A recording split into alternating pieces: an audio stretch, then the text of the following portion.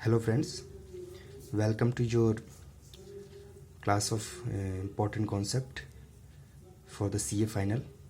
आज हम देखते हैं डायरेक्टर चैप्टर्स का जो हमारा कॉन्सेप्ट है मैनेजरियल रिम्यूनरेशन।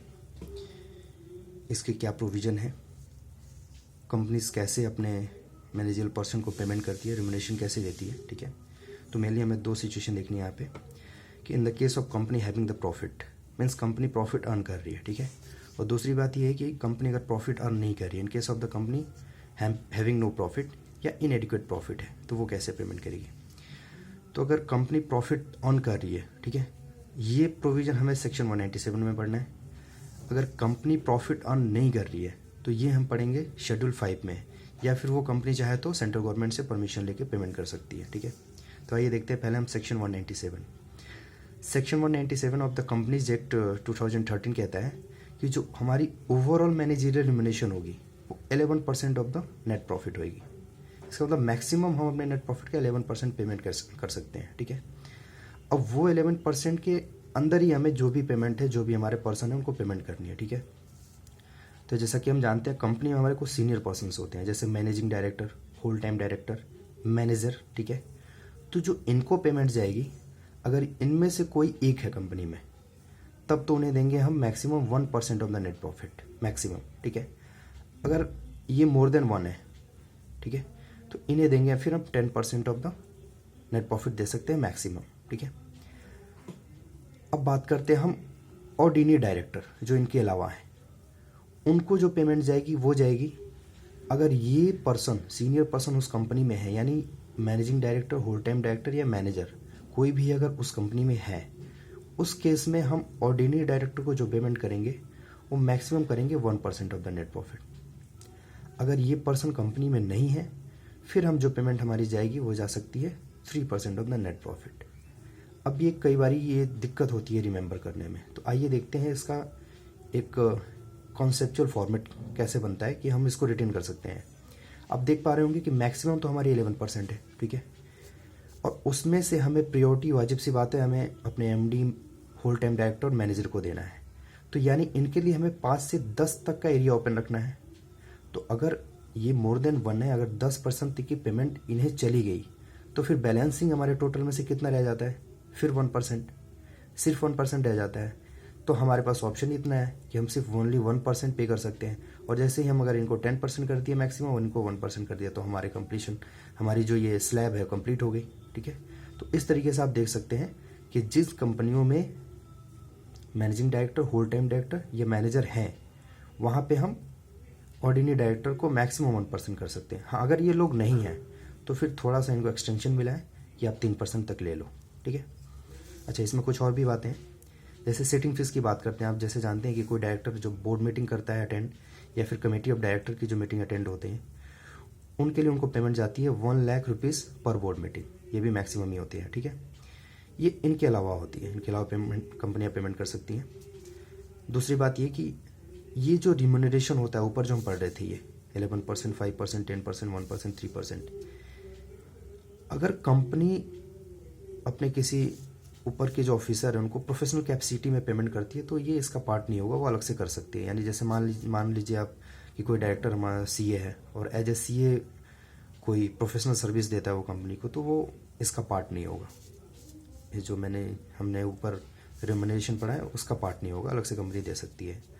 और ये जो 197 का प्रोविज़न है, ये प्राइवेट कंपनी और गवर्नमेंट कंपनी पे एप्लीकेबल नहीं होता। ये तो हो गई हमारी सेक्शन 197 की बातें, जिसमें हम प्रॉफिट कंपनी के पास है तो कैसे करते हैं। ठीक है, अब देखते हैं कंपनी के पास प्रॉफिट नहीं है या इनएडिक्वेट प्रॉफिट है, तो ये हमारी जो प्रोविज़न है वो शेड्यूल 5 में दे रखा है। ठीक है, उस केस में कंपनी जो पेमेंट करेगी अपनी इफेक्टिव कैपिटल के अकॉर्डिंग कर सकती है। ठीक है, या हम देख रहे थे सेंट्रल गवर्नमेंट के हिसाब से परमिशन लेके कर सकती है। तो अगर शेड्यूल 5 को फॉलो करती है कंपनी, तो इफेक्टिव कैपिटल का एक स्लैब है जिसके अकॉर्डिंग पेमेंट करनी है। जैसे मान लो अगर कंपनी की effective capital less than 5 crore है, तो maximum 30 lakh rupees for annum payment हो सकता है। अगर 5 करोड़ या more but less than 100 crore है, तो 42 लाख तक कर सकते हैं। आपको ये याद रखना होगा क्योंकि ये हमारे लिए इंपॉर्टेंट है और कोई ऑप्शन नहीं है, हमें ये बातें याद रखनी होगी एग्जामिनेशन में, ताकि ये हमें लिखने में सहूलियत रहे। ठीक है, अगर इफेक्टिव कैपिटल 100 करोड़ या ज़्यादा बट 250 करोड़ से कम है तो 60 लाख तक कर सकते हैं।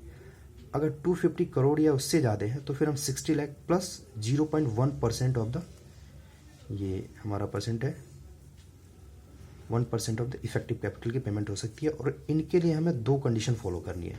कंडीशन क्या है, ये पेमेंट हमारी अप्रूव्ड होएगी बोर्ड से, या तो नॉमिनेशन या रिम्यूनरेशन कमेटी होती है कंपनी में, वो इसको अप्रूव करेगी।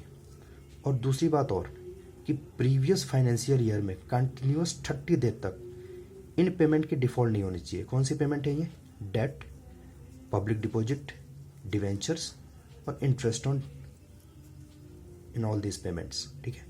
वो पिछले साल में कंटिन्यूस 30 डेज तक इन पे पेमेंट की कोई डिफ़ॉल्ट नहीं होनी चाहिए। ये 2 कंडीशन फुलफिल करते हैं तो हम इफेक्टिव कैपिटल का के बेसिस पे ये पेमेंट कर सकते हैं हम 30, 42, 60 एंड 60 प्लस 0.1%। अच्छा, इनका डबल भी कर सकते हैं, एग्जैक्टली डबल। तो ये तो याद करने में कोई दिक्कत ही नहीं है। 30 का 60, 42 का 84, 60 का 120 एंड 60 का 120 प्लस 0.02%। लेकिन इस डबल पेमेंट के लिए हमें एक कंडीशन और फॉलो करनी है, जो तीसरी कंडीशन होगी हमारी, SR पास करना है हमें, ठीक है। ये तो बात होगी कि इफेक्टिव कैपिटल के हिसाब से हम पेमेंट कर सकते हैं। एक और बात है कि करेंट रिलीवेंट प्रॉफिट के बेसिस पे पेमेंट कर सकते हैं हम, लेकिन वो कुछ स्पेसिफाइड पर्सन है जो कंडीशन में आते हैं, फुलफिल करते हैं, उनको कर सकते हैं ऐसे ही।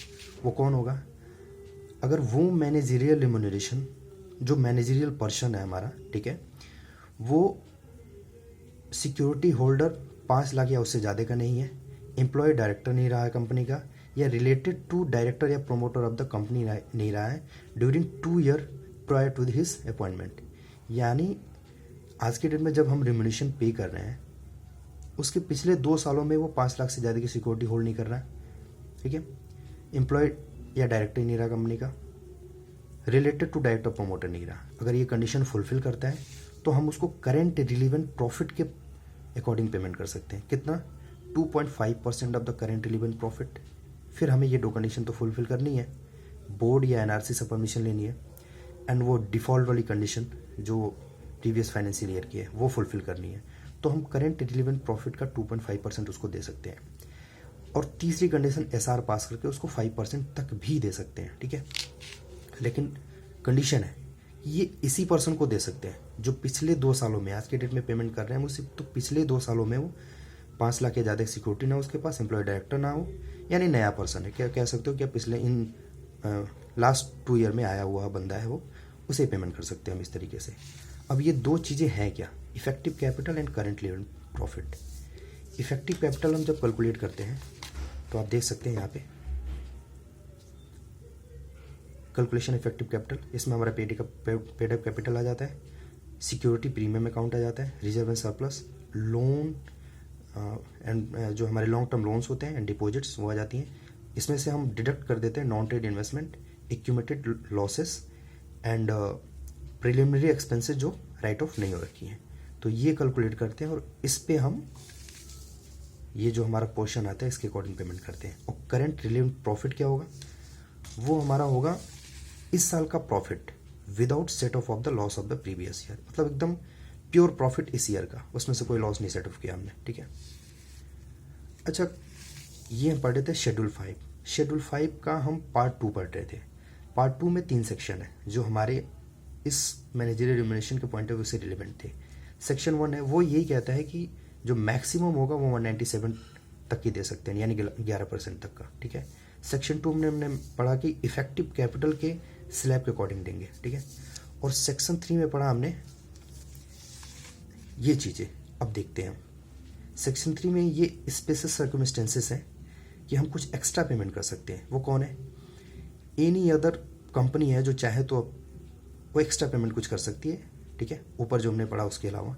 वो कौन हो सकता है, फॉरेन कंपनी या कोई भी कंपनी जो GM में अप्रूवल ले लेती है।